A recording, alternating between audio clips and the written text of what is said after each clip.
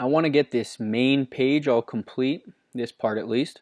So I'm going to delete this default hello world post, and I can do that just by going to posts, all posts, click on that, and then hello world.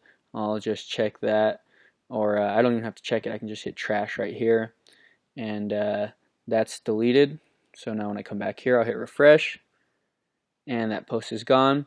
But in addition to getting rid of that, I also want to add more posts so that it looks more full and real. So I'll just go ahead and add some more just regular image posts, so I'm not going to bore you. I'll just go ahead and do that, and then when we come back, this should be a little bit more full. As you can see, I've added some more image posts, so the site looks more full. And here in categories, you can see how the categories work now that we have a lot of different posts. So if I click on city, it only posts up this post because this is the only post in the city category. And then beach, there's a lot of them. And also, if we click on just one individual post, so let's click on this one.